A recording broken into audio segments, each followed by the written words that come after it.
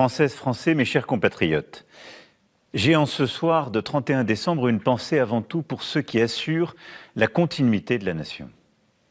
Forces de sécurité, sapeurs-pompiers, bénévoles, soignants, travailleurs, tous ceux qui sont ce soir, comme toujours, en première ligne face aux difficultés. Protéger, soigner, nourrir, aider, apporter secours et fraternité, ainsi va la vie des grandes nations qui tiennent chaque jour par le dévouement de leurs citoyens. J'ai une pensée en votre nom à tous pour celles et ceux qui sont seuls, malades, dans l'épreuve ou le dénuement. Je sais comme la situation est difficile pour beaucoup d'entre vous, placés devant des souffrances personnelles et les malheurs de la vie, et je veux vous dire notre soutien et notre affection. Grâce à l'engagement de tous, grâce à vous, nous tenons. Oui, notre pays tient. Fort de ses institutions, de ses services publics, fort de ses armées qui sont les plus efficaces d'Europe par l'engagement de ses soldats, fort de notre économie où jamais autant de Français n'ont eu un emploi, où la croissance se tient et où notre inflation est l'une des plus faibles de la zone euro, fort de notre recherche, de notre excellence académique, de nos initiatives diplomatiques aussi, qu'il s'agisse de celles prises pour la paix, le climat ou nos océans. Mais au-delà de tout cela, nul n'est aveugle sur les désordres du monde et nos propres failles. Notre monde est plus dur chaque jour. La guerre et l'instabilité continuent d'être là, au Proche et au Moyen-Orient, avec des conséquences sur nos économies, nos intérêts, parfois notre cohésion. Et la guerre continue de sévir sur le sol européen, avec une intensité particulière depuis que la Russie a décidé d'une nouvelle agression de l'Ukraine, voilà bientôt 4 ans.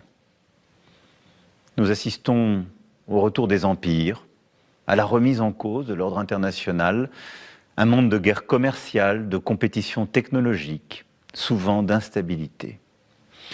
Je vois aussi nos propres divisions, nos doutes, la solitude croissante qui existe dans la société, la baisse de notre natalité, l'insécurité, les difficultés de pouvoir d'achat. Je sais toutes les impatiences, parfois les colères qui continuent d'exister dans le pays, et je partage plusieurs d'entre elles. Ces urgences exigent des réponses. Dès les premières semaines de l'année qui s'ouvre, le gouvernement et le Parlement auront à bâtir des accords pour doter la nation d'un budget. C'est indispensable. Dès le début de l'année 2026, il faudra agir, soutenir nos agriculteurs face aux crises et les protéger de décisions qui peuvent menacer notre capacité à produire comme notre sécurité alimentaire. Renforcer encore notre économie en simplifiant les règles pour nos entrepreneurs comme pour nos agriculteurs. Persévérer dans nos efforts contre l'insécurité, contre toutes les formes d'incivilité et mener sans relâche la lutte contre les trafics de drogue sous toutes leurs formes. Continuer à reprendre le contrôle de nos frontières françaises et européennes face à l'immigration illégale, poursuivre la formation de nos enseignants et donner les moyens à l'école comme au collège de mieux transmettre les savoirs fondamentaux, reconnaître les compétences de nos médecins en ville comme à l'hôpital, en simplifiant leur exercice et en leur permettant de davantage décider et d'organiser leur activité.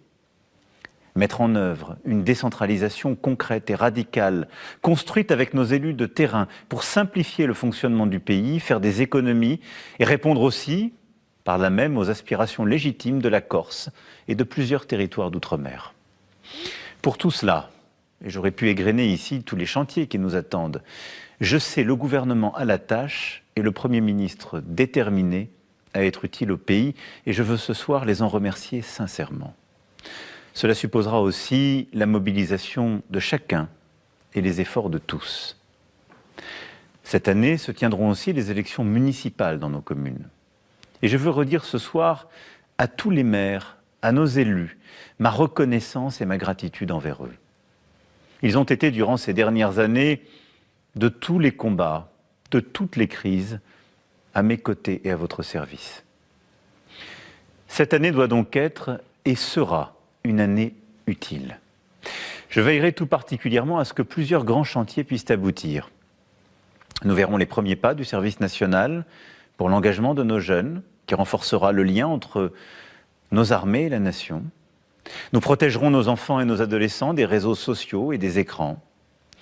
nous irons enfin au bout du travail législatif sur la question de la fin de vie dans la dignité, sujet sur lequel je m'étais engagé devant vous en 2022. À la fin de l'année, quand le moment sera venu, s'ouvrira peu à peu la prochaine campagne pour l'élection présidentielle de 2027. La première à laquelle je ne participerai pas depuis 10 ans. Pour autant, je serai jusqu'à la dernière seconde au travail, tâchant chaque jour d'être à la hauteur du mandat que vous m'avez confié, et je ferai tout pour que l'élection présidentielle se déroule le plus sereinement possible, en particulier à l'abri de toute ingérence étrangère. Au-delà des chantiers à mener, je veux avoir pour notre nation 3 vœux. D'abord, un vœu d'unité. Quels que soient les défis, notre histoire nous enseigne que nous pouvons tout relever, tout affronter si nous savons rester unis.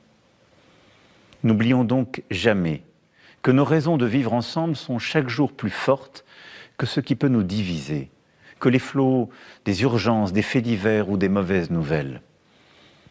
Notre unité suppose de lutter sans relâche contre l'antisémitisme, contre le racisme, contre toutes les formes de discrimination. Notre unité exige de reconnaître que chaque Française, chaque Français a un rôle à jouer pour relever les défis qui sont devant nous, que chacun d'entre nous est nécessaire et doit être encouragé et reconnu. Oui, dans notre vie de chaque jour, au fond, je nous souhaite plus de bienveillance et plus d'humanité. Mon deuxième vœu est un vœu de force, d'indépendance. Alors que la loi du plus fort tente de s'imposer dans les affaires du monde et que notre Europe est assaillie de toutes parts, nous devons défendre notre indépendance et nos libertés. Notre indépendance exige que nous continuions d'investir dans nos armées, dans nos forces de sécurité, dans nos services publics et notre économie malgré les difficultés financières. Depuis 10 ans, j'ai beaucoup plaidé et nous avons beaucoup fait pour renforcer en Européens cette indépendance et il nous faut accélérer. L'Europe de la défense a longtemps été un débat, elle a commencé de se faire et en 2026, cela accélérera. Dès le 6 janvier prochain, à Paris, de nombreux États européens et alliés prendront des engagements concrets pour protéger l'Ukraine et assurer une paix juste et durable sur notre continent européen. Protégeons aussi notre Europe industrielle et agricole en instaurant des règles de commerce loyales, justes vis-à-vis du reste du monde. Osons être une vraie puissance qui assume une préférence européenne pour ses emplois, ses entreprises. Bâtissons une Europe indépendante dans l'industrie spatiale, le quantique ou l'intelligence artificielle. Il en va de notre prospérité en France comme en Europe. Mon dernier vœu est un vœu d'espérance. Espérance pour nous-mêmes et pour nos enfants. Ne renonçons pas. Ne renonçons pas au progrès, encore possible à condition de le bâtir, de travailler dur, d'investir dans la durée et de reconnaître que les avancées véritables ne se font pas en un jour, mais qu'elles prennent parfois le temps d'une génération. Ne renonçons pas à réconcilier climat, biodiversité, croissance et indépendance. Ne renonçons pas aux grandes découvertes scientifiques, à l'amour de la science et de la recherche, aux succès économiques. Ne renonçons pas à la place de la lecture, du beau, de la culture. Ne renonçons pas chaque jour à être une nation plus solidaire, plus fraternelle. Oui, au fond, je nous souhaite de résister à l'ère du temps, tout simplement car nous sommes Français. Nous devons tenir bon sur ce que nous chérissons, l'humain, la paix, la liberté. Nous y arriverons. Alors regardons devant et regardons loin, comme citoyens et comme nation. Mes chers compatriotes de France hexagonale, de nos Outre-mer et vivant à l'étranger, je vous souhaite une très belle, une très heureuse année 2026. Vive la République, vive la France.